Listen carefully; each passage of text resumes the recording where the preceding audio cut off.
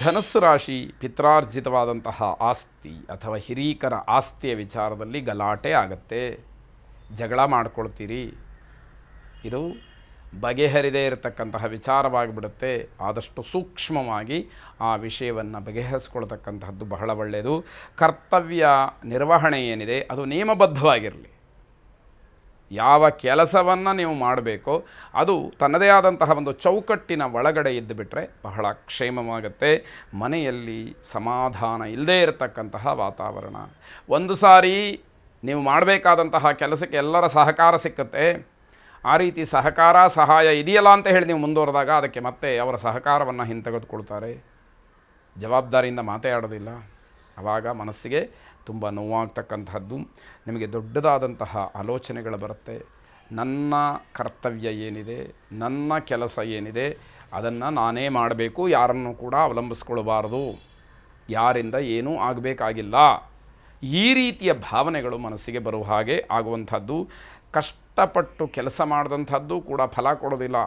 ಗ್ರಹಗತಿ ಚೆನ್ನಾಗಿಲ್ಲ ಅಂತಾದರೆ, ಅದೃಷ್ಟ ಚೆನ್ನಾಗಿಲ್ಲ ಅಂತಾದರೆ, ಭಗವಂತನ ಅವಕೃಪೆ ಆಗಿದೆ ಅಂತಾದರೆ ನಮಗೆ ಯಾವುದೂ ಕೂಡ ಅನುಕೂಲಕ್ಕೆ ಬರುವಂಥದ್ದು ಇರೋದಿಲ್ಲ.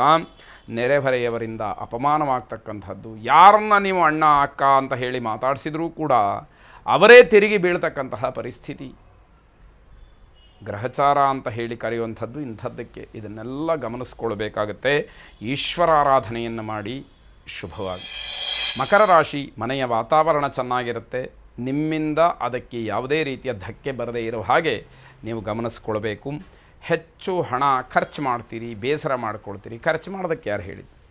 ಖರ್ಚು ಮಾಡೋದಕ್ಕಿಂತ ಮುಂಚಿತವಾಗಿ ಅದನ್ನು ಆಲೋಚನೆ ಮಾಡಬೇಕು. ಖರ್ಚು ಮಾಡಿದ ನಂತರದಲ್ಲಿ ಬೇಸರವನ್ನು ಮಾಡಿಕೊಂಡ್ರೆ ಪ್ರಯೋಜನಕ್ಕೆ ಬರದೇ ಇರುವಂಥದ್ದು.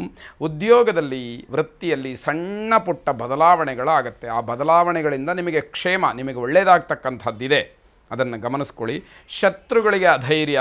ನಿಮ್ಮ ಎದುರಿನಲ್ಲಿ ನಿಮ್ಮ ವಿರೋಧಿಗಳು ನಿಂತು ಮಾತಾಡಬೇಕು ಅಂತಂದರೆ ಭಯಪಡ್ತಾರೆ ಅಂತಕ್ಕಂಥದ್ದು. ಅದನ್ನು ಹಾಗೇ ಉಳಿಸ್ಕೊಳ್ಬೇಕು. ನೀವು ಯಾವಾಗ ನೀವು ಪ್ರಾಮಾಣಿಕವಾಗಿ ಧೈರ್ಯದಿಂದ ವರ್ತಿಸ್ತೀರಿ ಆಗ ಅದಕ್ಕೆ ಯಾವುದೂ ಕೊರತೆಗಳು ಬರದೇ ಇರತಕ್ಕಂಥದ್ದು. ಮಕ್ಕಳ ವಿಚಾರದಲ್ಲಿ ತುಂಬ ಆತಂಕವಾಗುತ್ತೆ. ಮಕ್ಕಳ ಭವಿಷ್ಯವನ್ನು ಜ್ಞಾಪಿಸ್ಕೊಂಡಾಗ ತುಂಬ ದೊಡ್ಡ ಆತಂಕವಾಗ್ತಕ್ಕಂಥದ್ದು.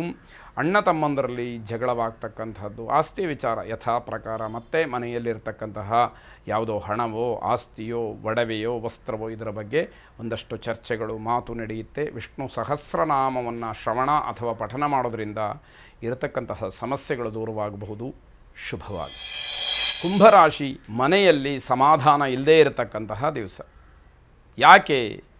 ಯಾರು ಒಬ್ಬರು ಏನು ಮಾತಾಡಿದರೂ ಕೂಡ ಅದನ್ನು ಸಹಕರಿಸಬೇಕು. ಆ ಮಾತನ್ನು ಒಂದು ಕ್ಷಣ ಸಾವಧಾನದಿಂದ ಕೇಳಬೇಕು. ಸರಿತಪ್ಪುಗಳ ವಿವೇಚನೆಯನ್ನು ನೋಡಬೇಕು. ಇದು ಯಾರಿಗೂ ಇರೋದಿಲ್ಲ. ಯಾರೋ ಒಂದು ಮಾತಾಡಿದರೂ ಅದಕ್ಕೆ ತಕ್ಷಣ ಜಗಳ ಪ್ರತ್ಯುತ್ತರವನ್ನು ಕೊಟ್ಟಾಯಿತು. ಅದು ಹೇಳಿದಂಥವರಿಗೂ ಕೇಳಿದಂಥವರಿಗೂ ಎಲ್ಲರಿಗೂ ಕೂಡ ಅಸಮಾಧಾನ ಆಗುವಂಥದ್ದೇ. ನೌಕರಿಯ ಸ್ಥಳದಲ್ಲಿ ಹಲವಾರು ವಿಚಾರಗಳು ಚರ್ಚೆಗೆ ಬರುತ್ತೆ. ನಿಮಗೆ ಸಂಬಂಧಪಟ್ಟಂತಹ ವಿಚಾರಗಳು ಮಾತ್ರ ಏನೂ ಇರೋದಿಲ್ಲ. ಸಮಯ ವ್ಯರ್ಥ ಆಗಿಬಿಡುತ್ತೆ. ಮಕ್ಕಳಿಗೆ ಪ್ರಗತಿ ಇದೆ, ಆದರೆ ಮಕ್ಕಳನ್ನು ಸರಿಯಾಗಿ ಲಾಲನೆ ಪಾಲನೆ ಪೋಷಣೆ ಮಾಡಬೇಕಾದಂಥವರು ಸನ್ಮಾರ್ಗವನ್ನು ಸೂಚಿಸಬೇಕು. ಮಕ್ಕಳಿಗೆ ಸರಿಯಾದಂತಹ 4 ಹಿತವಚನಗಳನ್ನು ಹೇಳಬೇಕು. ಸರಿತಪ್ಪುಗಳ ವಿವೇಚನೆಯನ್ನು ಮೂಡಿಸಬೇಕಾದಂಥದ್ದು ಕರ್ತವ್ಯವಾಗಿರುತ್ತೆ. ದಾಂಪತ್ಯದಲ್ಲಿ ಇರತಕ್ಕಂತಹ ವೈಮನಸ್ಯ ದೂರವಾಗುತ್ತೆ. ಆದರೆ ಇದರ ಸದುಪಯೋಗವನ್ನು ಪಡ್ಕೊಳ್ಬೇಕು. ಗಂಡ ಹೆಂಡತಿ ಚೆನ್ನಾಗಿದ್ದೀರಿ, ಸೌಮನಸ್ಯ ಇದೆ ಅಂತಾದರೆ ನಿಮ್ಮ ಒಳ್ಳೆಯ ವಿಚಾರ, ಒಳ್ಳೆಯ ಮಾತು ಮಕ್ಕಳಿಗೆ ಪ್ರಬೋಧವಾಗಬೇಕು ಅನ್ನುವಂಥದ್ದು. ಈ ದಿವಸ ಕೆಲವು ನಿಂದನೆಗಳಿಗೆ ಒಳಗಾಗಬಹುದು. ನೀವು ನಿಮ್ಮ ಕರ್ತವ್ಯವನ್ನು ಸರಿಯಾಗಿ ಮಾಡಿಲ್ಲ, ನೀವು ಒಳ್ಳೆಯದಾಗಿದ್ದಿದ್ದರೆ ನಮಗೆ ಯಾಕೆ ಈ ಸಮಸ್ಯೆ ಬರ್ತಿತ್ತು ಅನ್ನುವಂತಹ ಮಾತುಗಳು ಕೇಳಿ ಬರಬಹುದು. ಆಶ್ಚರ್ಯ ಏನಿಲ್ಲ.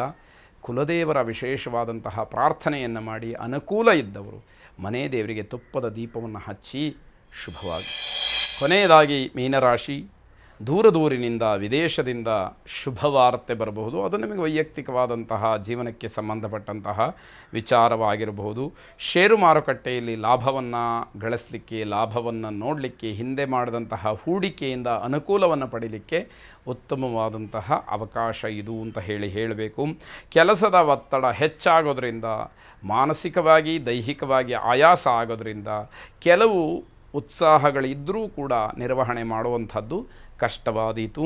ವ್ಯಾಪಾರದಲ್ಲಿ ಹೊಸ ಹೊಸ ಒಪ್ಪಂದಗಳಾಗಬಹುದು, ಮಾತುಕತೆಗಳು ನಡೀಬಹುದು, ಹೊಸದಾಗಿ ಏನನ್ನೋ ಆರಂಭ ಮಾಡಬೇಕು ಅಂತಕ್ಕಂತಹ ವಿಚಾರ ಮುನ್ನೆಲೆಗೆ ಬರಬಹುದು. ವ್ಯಾವಹಾರಿಕವಾದಂತಹ ವಿಚಾರಗಳನ್ನು ಮನೆಯಲ್ಲಿ ವಿನಿಮಯ ಮಾಡಿಕೊಳ್ಬೇಕು. ಮನೆಯವರ ಸಲಹೆ ಸೂಚನೆಗಳನ್ನು ಸ್ವೀಕಾರ ಮಾಡಬೇಕು.